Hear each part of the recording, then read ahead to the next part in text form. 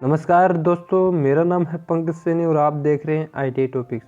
आज का मॉडल हमारा वर्कशॉप कैलकुलेशन एंड साइंस का रहेगा सेकेंड ईयर के लिए, सभी ट्रेड के लिए।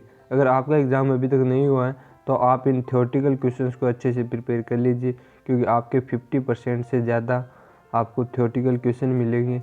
और आपको अगर थ्योरेटिकल क्वेश्चन याद होंगे तो आपको न्यूमेरिकल करने में भी आसानी होगी, क्योंकि कुछ थ्योरेटिकल क्वेश्चंस में फॉर्मूले हैं और सर्वसमीकरण हैं, इसलिए आप उनको अच्छे से प्रिपेयर रखिए। एक भी क्वेश्चन मिस मत कीजिए, हर एक क्वेश्चन आपके लिए मोस्ट है। वीडियो के अंत तक बने रहिए। अगर आपको इन क्वेश्चंस का PDF चाहिए तो डिस्क्रिप्शन बॉक्स में आपको टेलीग्राम चैनल का लिंक मिल जाएगा, वहाँ पे आप ज्वाइन हो जाइए, वहाँ पे आपको PDF मिल जाएगा। तो चलिए दोस्तों, वीडियो करते हैं हम स्टार्ट। फर्स्ट क्वेश्चन यह है, घर्षण गुणांक को निरूपित करने के लिए किस प्रतीक का प्रयोग किया जाता है? ऑप्शन आपके सामने, जल्दी से कमेंट करके बता दीजिए क्या हुआ इसका राइट आंसर। ऑप्शन ए जिसने दिया उसका राइट हो जाएगा म्यू का। याद रखिए, घर्षण गुणांक को दर्शाने के लिए म्यू का प्रयोग करते हैं। नेक्स्ट क्वेश्चन आपको दिया है, एक प्रेरक वस्तु के खिलाफ घर्षण बल की दिशा क्या है? वस्तु की घर्षण बल की दिशा बतानी है। ऑप्शन आपके सामने, जल्दी से कमेंट करके बता दीजिए क्या होगा, घर्षण बल की दिशा कैसी होती है। ऑप्शन आपके सामने है, जल्दी से कमेंट कीजिए।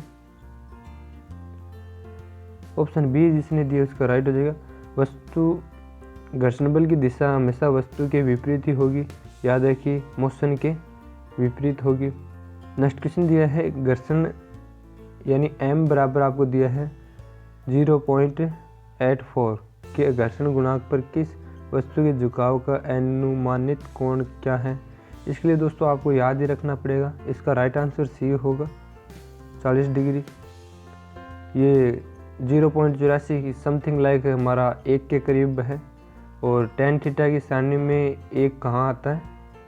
45 डिग्री पर 1 होता है, तो 45 से छोटा है, इसलिए 40 डिग्री है। एक 30 डिग्री का भी है, 0.5 के समथिंग है वो, याद रखिए। चलिए नेक्स्ट क्वेश्चन देखिए। नेक्स्ट क्वेश्चन है, स्नेहन को बनाए रखने से किस मशीन की दक्षता क्या होती है? अब देखिए, पूछा गया है अगर आप मशीनों में स्नेहन डालोगे, लुब्रिकेंट डालोगे तो उसका क्या फ़ायदा होगा, मतलब इंक्रीज होगी दक्षता में, दक्षता बढ़ेगी या घटेगी या वैसी ही रहेगी या कोई प्रभाव ही नहीं पड़ेगा? जल्दी से कमेंट करके बता दीजिए। ऑप्शन आपके सामने दिए हुए हैं, क्या होगा राइट आंसर? ऑप्शन ए हमारा राइट होगा, इंक्रीज होगी, दक्षता बढ़ेगी। अगर लुब्रिकेंट का उपयोग हम करेंगे तो उसकी दक्षता बढ़ेगी। चलिए नेक्स्ट क्वेश्चन देखिए। नेक्स्ट क्वेश्चन आपको दिया है, यदि घर्षण कोण थीटा है तो घर्षण गुणांक क्या होगा? जल्दी से कमेंट करके बता दीजिए। ऑप्शन आपके सामने है, ऑप्शन ए में दिया है साइन थीटा, ऑप्शन बी में दिया है कोस थीटा, या ऑप्शन सी में दिया है टेन थीटा, या ऑप्शन डी में कोट थीटा। जल्दी से कमेंट कीजिए क्या होगा राइट आंसर। ऑप्शन सी जिसने दिया उसका राइट हो जाएगा टेन थीटा। चलिए नेक्स्ट क्वेश्चन देखिए। नेक्स्ट क्वेश्चन दिया है, इंजन के बढ़ते भाग में लुब्रिकेट तेल का उपयोग करना मुख्य उद्देश्य है, किसके लिए हम लुब्रिकेंट का उपयोग करते हैं? ऑप्शन आपके सामने है, ऑप्शन आपके सामने, जल्दी से कमेंट कीजिए लुब्रिकेंट का उपयोग क्यों करते हैं। ऑप्शन देखिए, ए में दिया दक्षता बढ़ाने के लिए। हाँ, हम दक्षता बढ़ाने के लिए करते हैं, लेकिन प्रमुख कारण किसके लिए करते हैं? ऑप्शन बी में देखिए, घर्षण को कम करने के लिए। बिल्कुल सही बात है, ऑप्शन बी हमारा राइट होगा यहाँ पे, घर्षण को कम करने के लिए। वैसे उसकी दक्षता भी बढ़ेगी, लेकिन प्रमुख हमारा घर्षण को कम करने के लिए हम लुब्रिकेंट का उपयोग करते हैं, इसलिए बी हमारा राइट हुआ। चलिए नेक्स्ट क्वेश्चन देखिए। नेक्स्ट क्वेश्चन आपको दिया है, विकफीड स्नेहक प्रणाली में किस प्रकार के स्नेहक का उपयोग किया जाता है? जल्दी से कमेंट करके बता दीजिए। ऑप्शन आपके सामने है, ऑप्शन ए में दिया है लब तेल, ऑप्शन बी में दिया है ग्रीस, ऑप्शन सी में दिया है शीतलक, ऑप्शन डी में दिया है कटिंग तेल। जल्दी से कमेंट करके बता दीजिए क्या होगा इसका राइट आंसर। ऑप्शन ए जिसने दिया उसका राइट हो जाएगा लूब ऑयल। चलिए नेक्स्ट क्वेश्चन देखिए।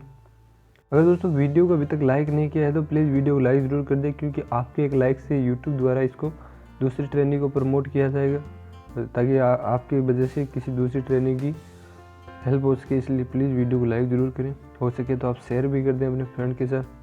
चलिए नेक्स्ट क्वेश्चन आपके सामने है, उपयोगी घर्षण कौन सा है? आपको उपयोगी घर्षण पूछा है। ऑप्शन आपके सामने, जल्दी से कमेंट कीजिए। ऑप्शन ए में देखिए, सिलेंडर में रिंग, क्या वो उपयोगी है? बिल्कुल नहीं। ऑप्शन बी में दिया क्रैंकशाफ्ट में बीयरिंग, बिल्कुल नहीं, बीयरिंग का घर्षण में हमारे लिए उपयोगी नहीं। ऑप्शन सी में दिया है व्हील हब बेयरिंग, या ऑप्शन डी में दिया है ब्रेक शू लाइनिंग। जल्दी से कमेंट कीजिए, ऑप्शन आपके सामने। ऑप्शन डी जिसने दिया उसका राइट हो जाएगा ब्रेक शू लाइनिंग। चलिए नेक्स्ट क्वेश्चन दिए। नेक्स्ट क्वेश्चन दिया मशीन भागों में घर्षण को कम करने के लिए किसका उपयोग किया जाता है। ऑप्शन आपके सामने, जल्दी से कमेंट करके बता दीजिए। मिट्टी की तेल का, पेट्रोल का, या पानी का, या लुब्रिकेंट्स का, या स्नेहक का। ऑप्शन आपके सामने, जल्दी से कमेंट कीजिए। ऑप्शन डी जिसने दिया उसका राइट हो जाएगा स्नेहक का। ठीक है, लुब्रिकेंट्स का उपयोग करेंगे मशीनों को घर्षण कम करने के लिए। नेक्स्ट क्वेश्चन है किस तरह शीतलक एक स्नेहक के रूप में कार्य करता है। जो कूलेंट होता है वो कि शीतलक की तरह कैसे कार्य करता है। ऑप्शन आपके सामने, जल्दी से कमेंट करके बता दीजिए। ऑप्शन ए में दिया है धूल उड़ाने के लिए, नहीं। ऑप्शन बी में दिया है गर्मी दूर भगाने के लिए, बिल्कुल सही बात है। ऑप्शन सी में देखिए नमी को ले जाने के लिए। ऑप्शन डी में दिया है सूखापन दूर करने के लिए। यहाँ पे राइट ऑप्शन हमारा बी होगा, गर्मी दूर भगाने के लिए कूलेंट भी काम आता है। चलिए नेक्स्ट क्वेश्चन देखिए। कूलेंट से हमें पता चलता है कि मतलब गर्मी को दूर करने के लिए ही कूलेंट होगा। कूलेंट यानी ठंडा, कूलेंट इसके नाम से आप समझ सकते हैं, यानी गर्मी को दूर भगाएगा, इसलिए याद रख सकते हैं आप इसको। चलिए नेक्स्ट क्वेश्चन देखिए। नेक्स्ट क्वेश्चन आपके सामने है कौन सा बेकार घर्षण है।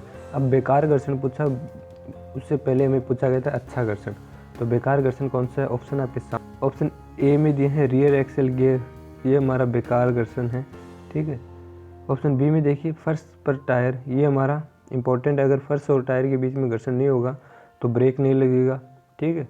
और ब्रेक शू लाइनिंग, ब्रेक में भी जो होते हैं उसमें घर्षण नहीं होगा तब भी ये हमारे लिए नुकसानदायक होगा, इसलिए ये भी इम्पोर्टेंट है। ऑप्शन डी में दिया है क्लच लाइनिंग, यानी क्लच में जो लाइनिंग होती है उसमें भी घर्षण होगा तभी हमारे लिए फ़ायदा होगा, नहीं घर्षण क्लच दबाएंगे तो क्लच मानेगा ही नहीं। ठीक है, इसलिए ये हमारा राइट होगा, यानी बेकार घर्षण हमारा है रियर एक्सेल गियर। गियर में जो घर्षण होता है उसके कारण हमारे पार्ट्स घस जाते हैं, इसलिए ये हमारा राइट हुआ। चलिए नेक्स्ट क्वेश्चन देखिए। आपके सामने है झुकाव का कोण क्या है यदि 150 किलोग्राम का वजन संतुलन में है और m का मान 0.5773 है। आपको देखो झुकाव का किलोग्राम, ये आपको वजन दिया हुआ है ना, इसका कोई मतलब नहीं, आप इससे याद रख सकते हैं 0.5773, ये हमारा होता है 1/√3। ठीक है, इसका 1/√3 tan थीटा में वैल्यू क्या होती है 30 डिग्री। ठीक है, ऑप्शन ए हमारा राइट होगा। चलिए नेक्स्ट आपको दिया है स्नेक का उद्देश्य क्या है। स्नेक का उद्देश्य क्या होता है, लुब्रिकेंट्स का उद्देश्य क्या होता है, जल्दी से कमेंट करके बता दीजिए। ऑप्शन आपके सामने, दबाव बढ़ाने के लिए, घर्षण को बढ़ाने के लिए, या घर्षण को कम करने के लिए, या फिर दबाव को कम करने के लिए। ऑप्शन आपके सामने, जल्दी से कमेंट करके बता दीजिए। ऑप्शन सी जिसने दिया उसका राइट होगा, घर्षण को कम करने के लिए। नेक्स्ट क्वेश्चन दिया पार्ट्स के आसपास लगातार चिकनाई तेल छिड़कने के लिए रिंग ऑयलर के साथ कौन सी स्नेहल प्रणाली प्रदान की जाती है।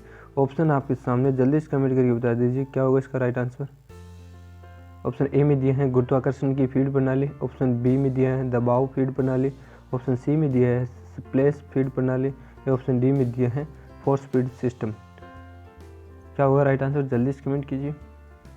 ऑप्शन सी जिसने दिया उसका राइट होगा स्प्लैश फीड प्रणाली। चलिए नेक्स्ट क्वेश्चन देखिए। नेक्स्ट क्वेश्चन है यदि दो वस्तुएं आराम से संपर्क में हो तो किस तरीके के घर्षण को कहा जाता है। मतलब ये घर्षण कैसा है, दो वस्तु है वो आराम स्थिति में है, यानी विराम स्थिति में, मतलब हिल नहीं रही है, उसको क्या कहेंगे। ऑप्शन आपके सामने है।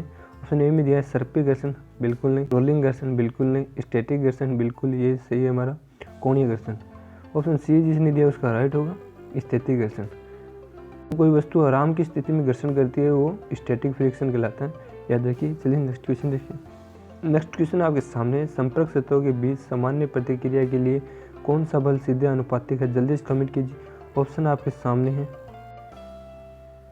ऑप्शन सी जिसने दिया हुआ इसका राइट हो जाएगा घर्षण बल। चलिए नेक्स्ट क्वेश्चन देखिए।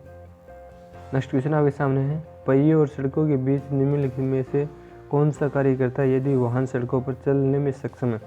अगर वाहन चल रहे हैं तो उसका मतलब घर्षण तो हो रहा है, टायर के और सड़क के बीच में घर्षण तो हो रहा है, इसलिए ये हमारा राइट होगा। टायर और सड़क के बीच में हमारा घर्षण ही होगा तभी वो चल रहे हैं। चलिए ये हमारा इसमें राइट होगा फ्रिक्शन। चलिए नेक्स्ट क्वेश्चन देखिए। नेक्स्ट क्वेश्चन आपको दिया है सही कथन कौन सा है। ऑप्शन देखिए, लिमिटिंग घर्षण स्लाइडिंग घर्षण के बराबर है, बिल्कुल नहीं होता। ऑप्शन बी में देखिए, रोलिंग घर्षण स्लाइडिंग घर्षण से अधिक है, बिल्कुल नहीं है। ऑप्शन सी में देखिए, स्लाइडिंग घर्षण हमेशा लिमिटिंग घर्षण से कम होता है, बिल्कुल सही बात है। ऑप्शन सी हमारा इसमें राइट होगा। स्लाइडिंग घर्षण है वो हमेशा लिमिटिंग घर्षण से कम ही होता है, इसलिए सी हमारा राइट हुआ। चलिए नेक्स्ट क्वेश्चन देखिए। नेक्स्ट क्वेश्चन आपके सामने है, जो घर्षण बल पर निर्भर करता है। घर्षण बल किस पर निर्भर करता है? ऑप्शन ए में दिया है धातुओं के प्रकार पर। क्या धातु के प्रकार पर वो निर्भर करेगा? नहीं करेगा। ऑप्शन बी में दिया है संपर्क सतहों पर, बिल्कुल सही बात है, इसलिए बी हमारा राइट होगा।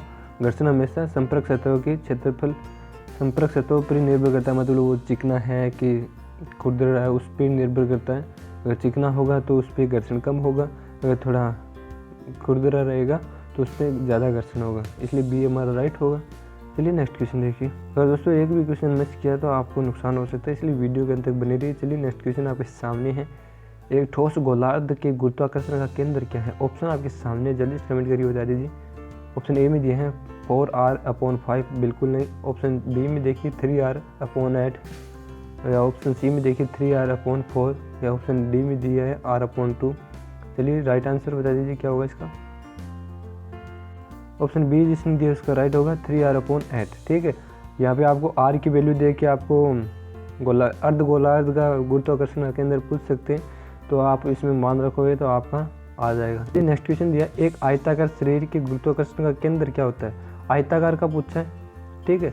चलिए ऑप्शन आपके सामने, जल्दी से देखिए। आयत का लंबा हिस्सा, बिल्कुल नहीं। ऑप्शन बी में दिया आयत का छोटा हिस्सा, बिल्कुल नहीं। या ऑप्शन सी में दिया इसके विकिरण के प्रतिच्छेदन बिंदु पर, बिल्कुल सही बात है। आयत के दो विकिरण होते हैं ना, वो आपस में कट करेंगे, वहाँ पे इसका सेंटर पॉइंट होगा, ठीक है। ये हमारा आयत हो गया, ठीक है। इसके विकिरण जहाँ पे मिलेंगे कटेंगे वो उसका केंद्र होगा, यानी ठीक है, इसलिए सी हमारा राइट होगा, याद रखिए। चलिए नेक्स्ट क्वेश्चन देखिए। सामने गोलार्ध शंकु का गुरुत्वाकर्षण का केंद्र क्या है? ऑप्शन आपके सामने है। ऑप्शन ए में दिया है h/2, ऑप्शन बी में दिया है h/3, ऑप्शन सी में दिया है h/4, या ऑप्शन डी में दिया है h/5। ऑप्शन राइट ऑप्शन क्या होगा, जल्दी कमेंट करके बता दीजिए। ऑप्शन सी जिसने दिया उसका राइट होगा h/4, ठीक है। चलिए नेक्स्ट क्वेश्चन देखिए। नेक्स्ट क्वेश्चन आपके सामने है, जो वस्तु के गुरुत्वाकर्षण के केंद्र को प्रभावित करता है। जल्दी से कमेंट कीजिए, क्या करता है, कौन करता है? गुरुत्वाकर्षण के केंद्र को प्रभावित कौन करता है?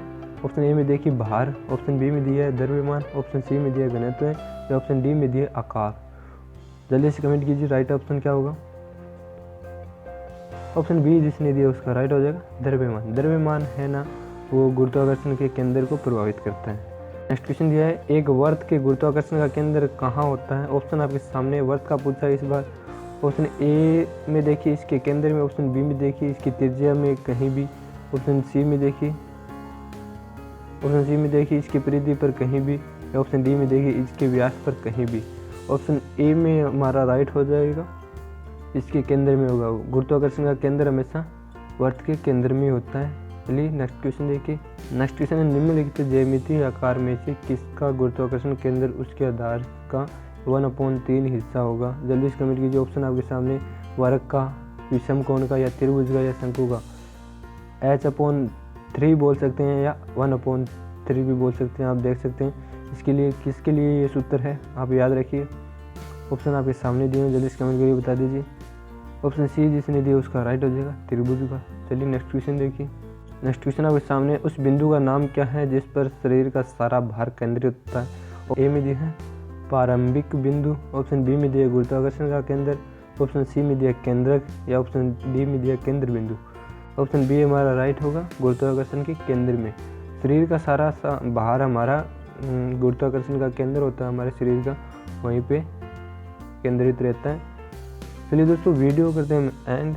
अगर आपको वीडियो ज़रा सी भी अच्छी लगी तो प्लीज़ वीडियो को लाइक ज़रूर करें, और हो सके तो अपने फ्रेंड के साथ शेयर कर दें। अगर अभी तक चैनल को सब्सक्राइब नहीं किया तो चैनल को सब्सक्राइब कर लें। चलिए मिलते हैं नेक्स्ट वीडियो में।